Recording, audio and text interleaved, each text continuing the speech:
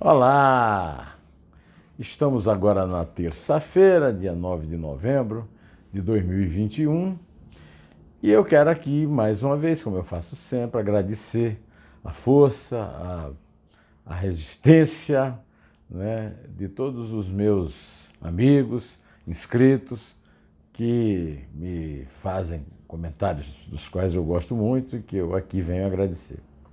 Mas quero lamentar a resiliência, né? No sentido de uma coisa que as pessoas voltam a fazer de forma incontinente, que é o seguinte: o Supremo Tribunal Federal leva muito a sério aquele negócio de tapar, que a justiça é cega. Então, ele vê no pior, não no bom sentido, de que a justiça não pode enxergar o melhor e o pior, tem que ser imparcial, mas no pior sentido, a justiça não vê a injustiça, pelo menos a cúpula da justiça.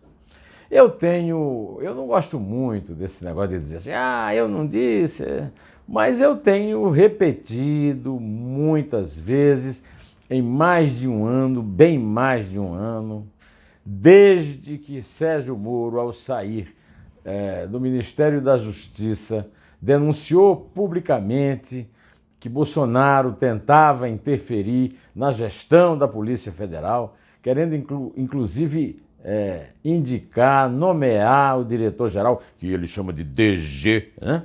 Pois é. E o Supremo não decidia se o depoimento que ele tem que prestar, qualquer pessoa que é denunciada, acusada pelo Ministério Público Federal tem direito a depor na justiça, né? Então ficou uma discussão absurda se ele queria depor por escrito e o Supremo não decidia se ele podia depor ou não por escrito ou tinha que ser presencial. Até que agora, recentemente, o próprio Bolsonaro resolveu essa questão. Ele resolveu essa questão e foi à Polícia Federal. Mas por que ele foi à Polícia Federal? Ele foi à Polícia Federal porque ele sabe que não é que ele interferiu na Polícia Federal. A Polícia Federal é dele. É ele que manda lá. Ele e o canil de filhotes dele, né? Então, ele foi e a Polícia Federal fez um depoimento que lhe convinha, um depoimento conveniente para ele. Chama muita atenção desse depoimento, inclusive deu título de jornal, que ele tinha dito que o Sérgio Moro impôs uma condição para trocar o Maurício Valeixo, que era um homem de confiança do ex-juiz da Lava Jato, na direção da Polícia Federal, por alguém da preferência do Bolsonaro. Mas que exigia que fosse indicado para a vaga do decano da época, que era o ministro Celso de Mello, lá no Supremo. Olha, o próprio Moro desmentiu e apresentou provas do desmentido quando divulgou a troca de e-mails, aliás, de WhatsApps dele com a deputada Carla Zambelli, uma espécie de porta-voz informal do Bolsonaro, que, aliás, anda meio sumida, né?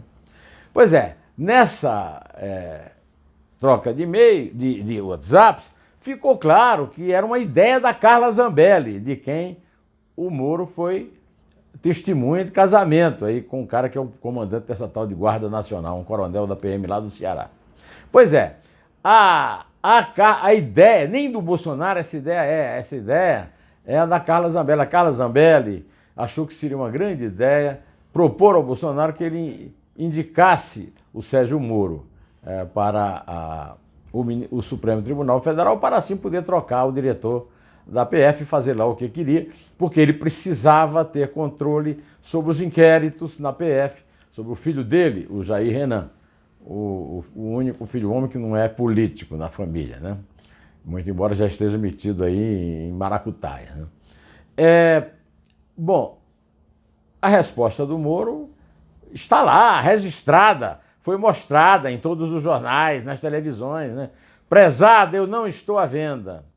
E agora o próprio Moro repetiu essa resposta, que não estava à venda, quando o Bolsonaro veio com essa conversa que ele ressuscitou, dizendo que o Moro exigiu que ele o nomeasse para o Supremo em troca de intervir na polícia. Eu tenho dito também outra coisa. O único erro que o Moro cometeu nessa denúncia foi usar o verbo tentar. O Bolsonaro, desde que o Moro saiu do Ministério da Justiça e da Segurança Pública, não fez outra coisa que não fosse interferir, mandar na Polícia Federal. E só depois que ele conseguiu controlar inteiramente a Polícia Federal é que ele deu um passaperna no Supremo. Ele mesmo foi depor pessoalmente. Mas foi depor presencialmente, resolveu o problema do Supremo. Resolveu? Não resolveu pelo seguinte: foi feito tudo conforme o patrono manda, o paraninfo manda, o patrão manda. Ele foi ouvido por um delegado de sua preferência pessoal, que não impôs nenhuma coisa complicada para ele responder. Não havia lá nem o Procurador-Geral da República, Augusto Aras, o representante dele, que é, como se sabe, uma espécie de advogado ad hoc do presidente, nem advogados do Moro, que também é denunciado no mesmo processo pelo procurador por denunciação caluniosa. Então o Moro agora está fazendo a coisa correta, depois do depoimento, depois da divulgação da notícia do depoimento, ele está recorrendo ao Supremo. Vamos ver o que é que o Supremo vai dizer. Agora, está na cara que aquele depoimento não foi lícito, não foi legal. E eu quero saber se o Alexandre de Moraes, que é o relator da ação, vai ter peito para mandar o Bolsonaro depor presencialmente com presença de pessoas que o incomodem, a defesa do Sérgio Moro. Eu duvido muito que o PGR, o Procurador-Geral da República, também o incomode no mesmo diapasão. Ele, de qualquer maneira, ao reproduzir o seu depoimento bastante conveniente, a Sua Excelência trocou num assunto que mostra a tentativa de intervir num órgão de Estado. A Polícia Federal é uma polícia judiciária, não pertence ao governo, nem muito menos ao canil dos filhotes do presidente. Como ela age, a Polícia Federal age como canil dos filhotes do presidente, realizando o velho sonho de mastro mais baixo do primeiro-ministro da Justiça do Lula, e o PT, apesar de ter passado 10 anos, e pouco no poder, não conseguiu usar a Polícia Federal como instrumento de polícia política, apesar de ter tentado bastante. De qualquer maneira, vamos esperar para ver se o Supremo Tribunal Federal reconhece duas coisas. A primeira coisa é que os advogados do Moro e o PGR tinham que estar no depoimento fajuto. A segunda coisa é que o Bolsonaro reconheceu a sua intervenção, não a tentativa de intervenção, a sua interferência na Polícia Federal ao ir ao depoimento, ao prestar o depoimento do jeito que quis e ao divulgá-lo como achou conveniente, inclusive mentindo como faz de hábito e adotando uma ideia que nem dele era da Carla Zambelli. Eu até acho que a Carla Zambelli, no dia que brigar com ele, é inevitável que brigue, porque todos os amigos do Bolsonaro terminam rompendo, ela vai pedir direitos autorais pela ideia. Aliás, o Bolsonaro ele já disse que ele tem 10% do Supremo, que é o Cássio Nunes. Olha só, hein? Que coisa, hein? Que respeito que ele tem por Cássio Nunes. Ele trata como se fosse um empregadinho dele. O Cássio Nunes deve ter ficado honrado, né? Pelo caráter do Cássio Nunes, pelo seu temperamento, né? Eu só quero dizer a você o seguinte: desde ontem à noite está editado no blog do Neumann, no portal do Estadão, um artigo chamado "Bolsonaro não tentou intervir na PF, interveio", em que eu mostro todas as provas de que Bolsonaro fez aquilo que o Moro denunciou. Então o Moro não pode nem responder a processo por denunciação caluniosa, porque foi uma denúncia, mas não foi caluniosa. Bom, já que nós falamos em Supremo Tribunal Federal, preciso destacar aqui, o que eu tenho feito críticas a ela, a ministra Carmen Lúcia, que deu um voto remoto, no computador, brilhante, ao lembrar, no caso do relatório da ministra Rosa Weber, de que Não pode haver emenda parlamentar sigilosa, não pode haver orçamento secreto, não pode haver tratoraço, não pode haver bolsolão. E ela diz que esse tipo de censura, como chamou o acadêmico Joaquim Falcão, por parte da Câmara dos Deputados, do deputado Arthur Lira, que é o presidente, atinge diretamente o cidadão. A ministra Carmen Lúcia usou a palavra cooptação. Eu diria que é compra de voto, né? De qualquer maneira, a cooptação, segundo ela, põe a democracia em risco.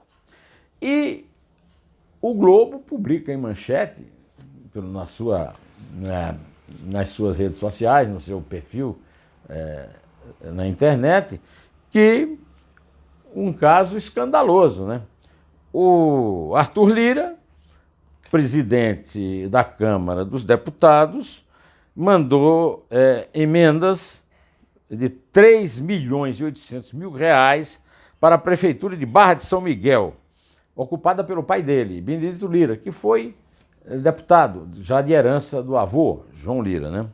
É uma prova definitiva de que não existe só cooptação, como diz a ministra Carmen Lúcia, e que o voto dela está mais do que certo. Aliás, a respeito do Lira, o deputado Alexandre Frota, que foi bolsonarista e hoje é um dos principais adversários da família, disse que, na verdade, o presidente da República hoje no Brasil é o Arthur Lira, não é o Jair Bolsonaro, né? Olha, digamos que, no mínimo, faz sentido, não é verdade? Bom, por falar em Rosa, para não ficar só com queixa dela lá no Palácio, ela autorizou a votação nesta tarde, enquanto nós estamos aqui gravando, está rolando lá a votação do segundo turno da proposta de emenda constitucional dos precatórios, que é uma infâmia, né? É uma infâmia. É uma prova de que o Brasil é um lixo. O lixo do mundo hoje é o Brasil de Bolsonaro, né? Emendas bilionárias atendendo ao desinteresse do governo, comprando votos no plenário da Câmara para aliados, inclusive partidos que se dizem da terceira via, partidos da oposição, etc. Seja qual for o resultado, a ministra autorizou porque não encontrou nenhuma razão constitucional para impedir, da forma como impediu, como deu a liminar a favor da abertura, da transparência, da divulgação das emendas secretas do orçamento clandestino, né? Eu também quero registrar mais uma obra do governo Bolsonaro, que é a debandada no Enem. Há 13 dias da realização das provas, vários funcionários estão deixando o Enem numa demonstração que educação é o lixo do desgoverno Bolsonaro, o que é lamentável para o Brasil, que nunca teve uma educação, uma instrução pública boa, né? Agora, vamos falar de coisa boa, né? O Jean Gorenstein, secretário da Saúde do Estado de São Paulo, anunciou nesta manhã de terça-feira, dia 9, que na segunda-feira, dia 8 de novembro, foi registrado 0 óbito de Covid no estado de São Paulo, no momento em que 100% da população adulta está com a primeira dose já tomada e pelo menos 70% já com vacinação completa, né?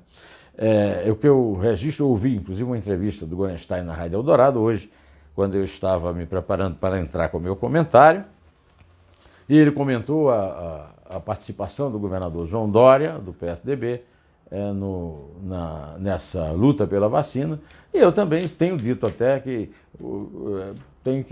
é preciso que um analista mostre quais são os defeitos tão grandes do Dória, para ele não ter a mesma popularidade que a vacina, que se não fosse ele no Brasil não teria sido realizada, tem. O apoio que o brasileiro tem da vacina não é o mesmo apoio que o Dória recebe. O Dória tem, digamos assim, o sobejo, os restos lá.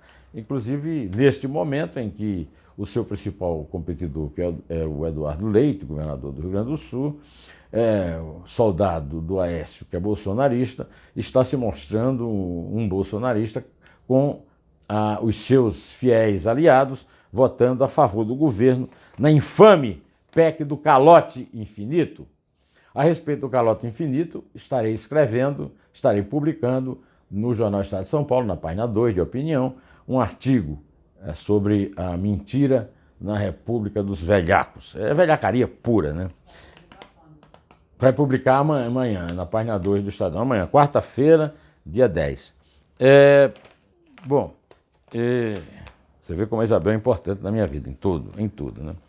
Bom, o Bolsonaro está a passos largos na direção do PL, do Valdemar Costa Neto, lá de Mogi das Cruzes, e os jornais já estão publicando, né, que o PL já foi da base do Lula e agora será o partido do Bolsonaro.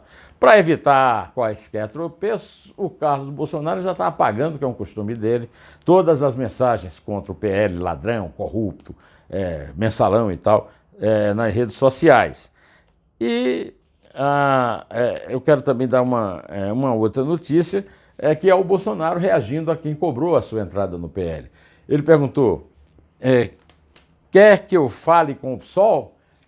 Seria bom não que ele entrasse no PSOL, que ele se inscrevesse no PSOL, que é um partido de esquerda, mas o PSOL tem representação no Congresso. Então, o presidente da República tem a obrigação, não é que a gente tem que querer falar com o PSOL. Ele tem a obrigação de falar, não apenas com o PSOL, mas com todos os brasileiros que não votaram nele. Quando ele tomou posse, que ele jurou pela Constituição, ele jurou para governar para todos os brasileiros, não foi só para o bando de fanáticos que fazem que se reúnem no chiqueirinho lá do Palácio da Alvorada, não. Antes de terminar, eu vou dar uma notícia que a Justiça do Rio rejeitou por unanimidade o habeas corpus pedido pelo ex-vereador Jairo Júnior, que matou o pequeno Henri Borel e está preso, com muito boas razões. E eu quero também dizer a você que continua valendo muito a pena acompanhar as entrevistas de Marcelo Brito, presidente da Associação Brasileira do Agronegócio, tanto no Neumann Entrevista, do blog do Neumann no portal do Estadão, quanto no próprio Estadão Impresso de anteontem, domingo, né? E também o excelente Dois Dedos de Prosa com o biógrafo, o Rui Castro, biógrafo de Garrincha, de Carmen Miranda, de Nelson Rodrigues, e que é uma entrevista, são 3 entrevistas muito agradáveis e muito importantes para serem lidas. Esta semana eu estou programando um Dois Dedos de Prosa com o artista Ciro de Uiraúna, meu conterrâneo, da mesma cidade que eu, um grande xilogravador, na minha opinião, o melhor xilogravador do Brasil, e uma entrevista com o economista e grande especialista em planejamento econômico, Cláudio Porto. Eu espero que você os prestigie, mas ainda dê uma olhada nas entrevistas da semana passada, que são imperdíveis. Direto ao assunto, em té, e só a verdade salvará as nossas vidas e a nossa pátria, que nós amamos, eles não.